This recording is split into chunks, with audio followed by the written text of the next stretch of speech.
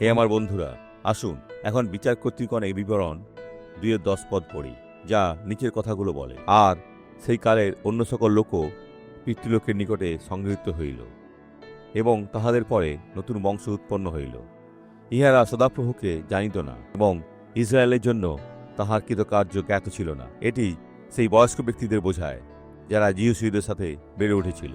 যখন তিনি মারা গেলেন, তারা পুনর্মিলিত হলেন এবং বললেন, ছেলে, আমরা নৌকো মিস করেছি, আমরা মানুষকে সত্য শেখাইনি, তারা প্রস্তুত নয়, এবং আমরা বৃদ্ধ এবং যে কোনো মুহূর্তে মারা যেতে পারি। তাই তারা প্রভুর কাছে আরও কয়েক বছর আয়ু চেয়েছিল, এবং ঈশ্বর তা পূরণ করেছিলেন। এটা আপনাদের কারো কারোর জন্য একটি বার্তা হিসেবে কাজ করে। আসুন বিচার কর্তৃগণ 2-10 পদে ফিরে যায়, তারপর আবারও।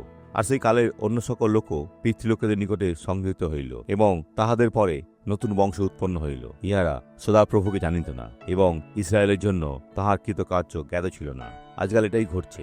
আমার প্রজন্ম যারা একটু বড়, তারা পরবর্তী প্রজন্মকে শিক্ষা দিয়েছে। কিন্তু আজকাল এমন কিছু প্রজন্ম আছে যেখানে মায়েরা বলে, ও আমার বেচারা বাচ্চা, আমার বেচারা বাচ্চা, এবং সেই প্রজন্মকে হারিয়ে যেতে হবে। তাই যারা আমার পরে থাকবে তাদের শেখানোর কর্তব্য। এটাই আমাদের কর্তব্য। আর আজ আমরা মাঝে মাঝে 4 বা 5 প্রজন্ম পর্যন্ত সাক্ষী থাকি। 2 বা 3 প্রজন্মে দেখা যায় সন্তান, নাতি নাতনি ও পপৌত্র। কিন্তু পপৌত্র আছে, এবং কেউ কেউ 5ম প্রজন্মেও পৌঁছায়। আমরা প্রার্থনা করি, পিতা, এই মানুষকে আশীর্বাদ করুন, তারা যেন তোমার প্রতি বিশ্বস্ত থাকে। এই ব্যক্তি এখন কি বলছে তা শুনুন। তোমার গৌরবের জন্য এগুলি ব্যবহার করুন। আমিন।